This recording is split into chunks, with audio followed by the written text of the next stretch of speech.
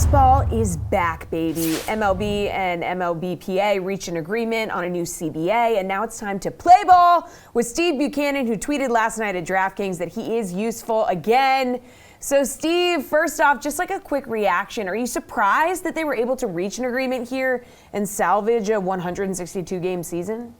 Surprise doesn't even begin to fully comprehend what happened. Shocked is what is more, the better word to use here. Nobody in their right mind can say, yes, they were going to make an agreement. They were going to play a full season. If you say that out loud to anybody, I want you to go home, look in a mirror, and call yourself a liar. Nobody saw this coming, but it's ecstatic that it happened. All right, so some key points on the new deal. A 45-day window for MLB to implement rules changes. Among them, a pitch clock, ban on shifts, and larger bases in the 2023 season. But for the 2022 season, the National League is adopting the designated hitter. So how much does the universal DH impact DFS?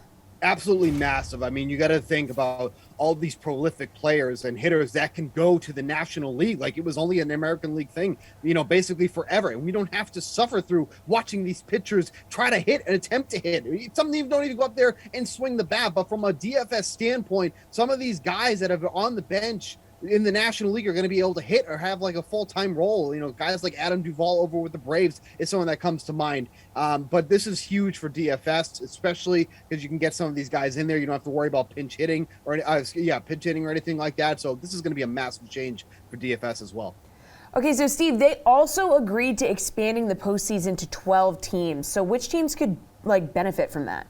Yeah, I mean, some of these teams that are in tough divisions. So the Toronto Blue Jays were a team that immediately came to mind here, playing in the AL East, a very competitive division with the Yankees, Red Sox, and Rays in there. Sorry, Orioles, you're not included in this group. But someone like the Toronto Blue Jays might be able to make it in now. If everything was different last year, they would have been in it last year. Over on the National League side, some teams that are in the NL West might be able to sneak in there, with the Padres, Dodgers, and Giants. So some of these teams that are in super competitive divisions might be able to get in there this year now. So that's a big change, too, for some of these teams that were on the cusp last season.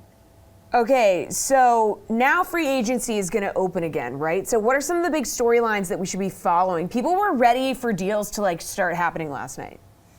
Nobody wanted to make sure that they were talking to free agents during this whole thing. There was no tampering, is what the illusion they're trying to create right now. But when that first domino falls, I will almost guarantee you are going to see an absolute flurry of announcements for players going to their new teams. But there are not too many strong starting pitchers on the market, but there is a boatload of offensive players in the infield, in the outfield that are going to be signed over the next few days. I mean, they're going to start playing spring training games in less than a week. These are going to come fast and furious over the next couple days.